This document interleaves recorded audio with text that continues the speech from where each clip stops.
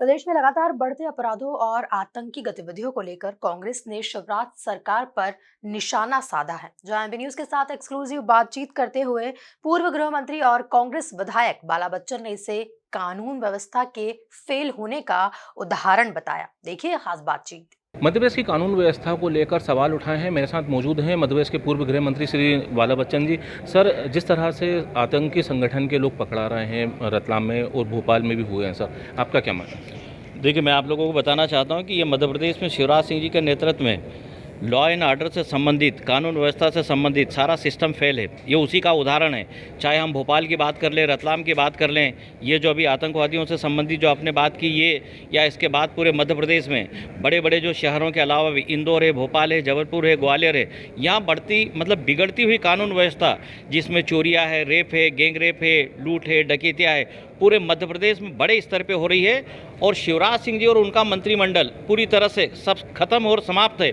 इसका कारण है कि ये बिल्कुल भी उनमें एक जो इन पे एक लगाम लगाना चाहिए, वो लगाम लगाने का काम नहीं है। लगाम लगाने का काम कर नहीं पा रहा, और एक खौफ और एक डर जो होना चाहिए एक मुख्यमंत्री का, एक नेतृत्वकर्ता का, वो कुछ भी नहीं है। वो समाप्त है, खत्म है शिवराज सिंह जी के राज में। आदरणीय कमलनाथ जी को नकल करने जा रहे हैं। हम लोगों ने शुद्ध के लिए युद्ध चलाया था, लेकिन सर मेरा एक क्वेश्चन है। सर, आप भी गृह मंत्री रहे हैं। मध्य प्रदेश सरकार जिस तरह से अभी इंटेलिजेंस उनका चल रहा है, सर उसको आप क्या फेल मान रहे हैं? सर बिल्कुल बुरी तरह से। आप देखिए, आप खुद जब बोल रहे हैं कि रतलाम है, भोपाल है, जहाँ पर इस तरह के जो एलिमेंट्स, गुंडा एलिमेंट्स जो है, या जैसा भी आपने कहा है कि जो आतंकवादी टाइप के जो लोग जो सक्रिय हो गए हैं, तो ये सरकार को क्या दिख रहा है? सरकार क्यों नहीं इसको कर पा रही? मैं बताता हूँ कि विधानसभा में हमारे कई विधायक साथियों ने इनसे संबंधित प्रश्न लगाए हैं। मध्य प्रदेश की जनता की जो मांग है, डिमांड है, या जो उनकी ज्वलंत समस्या है, बिगड़ता लॉ एंड ऑर्डर है, उस पर अगर कोई बात की तो सरकार मानने को तैयार नहीं। जानकारी एकत्रित की जा रही, केवल मध्य प्रदेश की जनता का ध्यान मोड़ने का काम शिवराज सिंह जी और उनका मंत्रिमंडल कर रहा है। ये जो जिस पॉइंट ऑफ व्यू से आप जो बात कर रहे हैं, पूरी तरह से सिस्टम शिवराज सिंह जी का लॉ एंड ऑर्डर के हिसाब से खत्म है, समाप्त है और कोलैप्स है। सर, एक बात और पूछना, आप बड़वानी से आते हैं, आदिवासी अंचल है। इस बार जो बीजेपी जो कार्ड खेलने जा रही है, वो दलित वर्ग का कार्ड खेलने जा रही है। 14 तारीख को पूरे प्रदेश में कार्यक्रम आयोजित होने वाले हैं। पहले आदिवासी, अब दलित वर्ग, एक निशाना है। मैं आपको बताना चाहता हूं कि अभी जो बजट सत्र गया है, इस पे मैंने दलितों से संबंधित, अनुसूचित जाति जनजाति वर्ग से संबंधित, ये जो सरकार बजट बनाती है, बजट बनाकर उसको खर्च करने की बात आती है, संत रविदास जी के नाम से उन्होंने ये उस दोहे के नाम से बजट की शुरुआत की है। लेकिन सारी चीज़ें मैंने आप करीब मेरा 32 मिनट का वीडियो बना हुआ है कि किस तरह से अनुसूचित जाति और जनजाति वर्ग के लोगों को भाजपा और शिवराज सिंह जी की सरकार छलती है। ये देख लीजिए, ये जो महिलाएं जो बैठी है, जहाँ से जो महिलाएं जो पुरुष जो आए हैं, ये उन्हीं जिलों से आते हैं। खंडवा है, खरगोन है, बड़वानी है, बुरहानपुर है, वहाँ से ये पंदाना है, नेपानगर, वहाँ से जो आए हैं। कुछ भी इनको बजट के नाम से नहीं मिलता है। ये सिर्फ बजट का एक किताब, बजटी जो कागज में आंकड़ों को सजाते हैं, बाकी बजट इन पे खर्च नहीं होता है। तो पहले आपने अनुसूचित जनजाति वर्ग की बात की, अभी अनुसूचित जाति वर्ग की जो बात की, उसमें मैंने सारी चीज़ों का, इनकी पोल खोलने का काम मैंने किया, उसमें बताई है, हर चीज़ को मैंने स्पष्ट की है।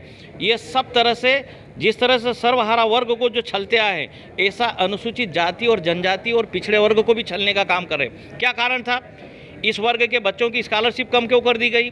क्यों स्कॉलरशिप काट दी गई है? या जहाँ के लिए, जिस वर्ग के लिए, जिन कामों के लिए, जिस क्षेत्र के लिए आप बजट में प्रोविज़न करते हो, उसको खर्च क्यों नहीं करते हो?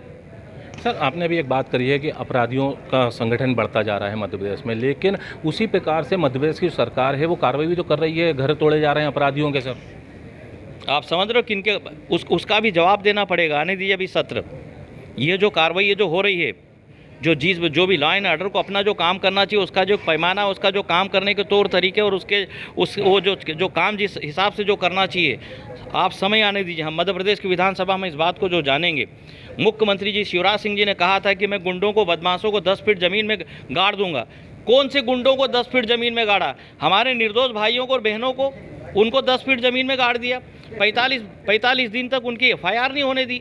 हमारे आदिवासी समाज के भाइयों को, बहनों को और उन बच्चों को मैं शिवराज सिंह जी को जानना चाहता हूँ, शिवराज सिंह जी से पूछना चाहता हूँ, मैं उनसे पूछना चाहता हूँ कि आपने कौन से गुंडों को जमीन में गाड़ा है? निर्दोष आदिवासी परिवार को पूरी तरह से, जिन्होंने जो हत्या की, और उसके बाद आपकी पुलिस एफआईआर भी नहीं होने दे रही थी। ऐसा लॉ एंड ऑर्डर चलाओगे?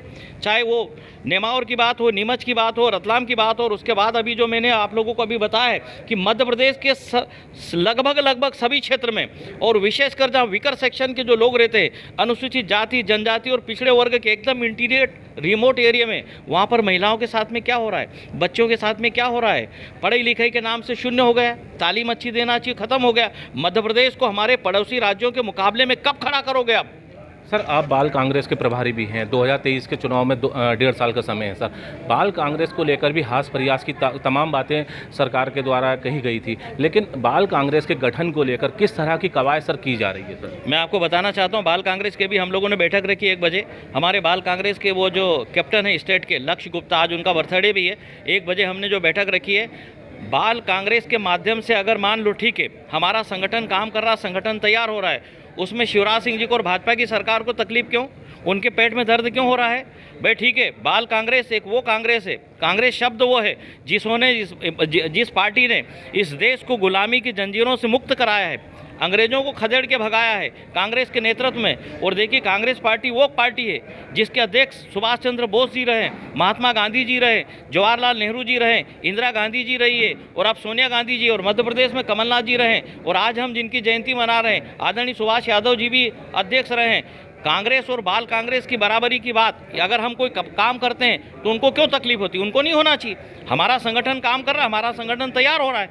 ये जो नए किशोर है कि भाई कांग्रेस पार्टी का रोल देश को आज़ाद कराने में क्या रहा है, हमारे फ्रीडम फाइटर, उनके बारे में हमारे नए जो किशोर वो जान सके, समझ सकें, और उसके बाद देश के नवनिर्माण और विकास के लिए पहले क्या होता था? जब देश आज़ाद हुआ था, उस समय लोगों को खाने के लिए अनाज नहीं मिलता था, पहनने के लिए कपड़ा नहीं मिलता था, हमारे देश में सुई नहीं बनती थी। आज क्या सभी भाजपा ने कर दिया? आज हमारा प्रदेश या देश जो जिस मुकाम पर है, वो due to leadership of Congress party. Sir, आप बड़वानी से आते हैं, निमाड़ से आते हैं, बार बार बीजेपी की तरफ से बयान आते हैं, अजय सिंह और अरुण यादव दोनों को पार्टी ने साइडलाइन कर दिया है। सर, क्या लगता है, क्या अरुण यादव जिस प्रकार से खंडवा लोकसभा उपचुनाव नहीं लड़ा था, उनकी भूमिका क्या नज़र आ रही है सर? नहीं, देखिए, ऐसा बिल्कुल भी नहीं। मैं आपको बताना चाहता हूँ कि कांग्रेस पार्टी एक करोड़ों मेंबरों वाली पार्टी है, और जिसमें उसके हजारों लीडर है, और एक करोड़ों मेंबर वाला एक हमारा कांग्रेस का परिवार है। जिस तरह से, जैसा अगर आपने अभी अरुण भाई की बात की और अजय सिंह जी की बात की, वो हमारे कांग्रेस पार्टी के लीडर है।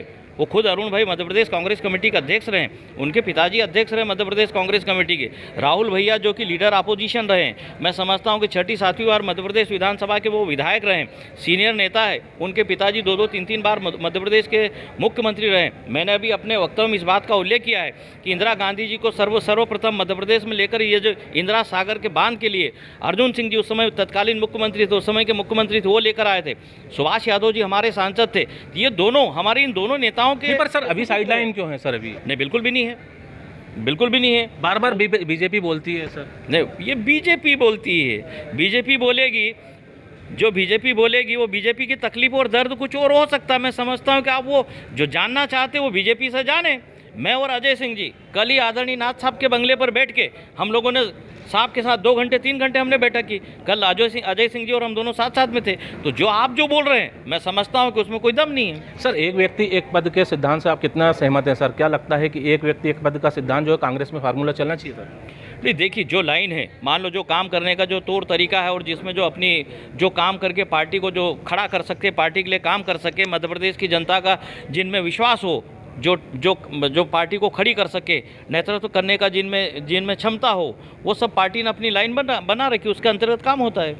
बहुत बहुत धन्यवाद। हमारे साथ बातचीत के लिए मौजूद थे कांग्रेस के वरिष्ठ विधायक और पूर्व मंत्री श्री बाला बच्चन जी, जिनका साफ तौर पर मानना है कि बाल कांग्रेस के गठन को लेकर कवायद चल रही है। साथ साथ उन्होंने प्रदेश के कानून व्यवस्था पर सवाल उठाए हैं। भोपाल से वीडियो जर्नलिस्ट सुशील यादव के साथ Rakesh Sharma, MP news TV, Bhopal.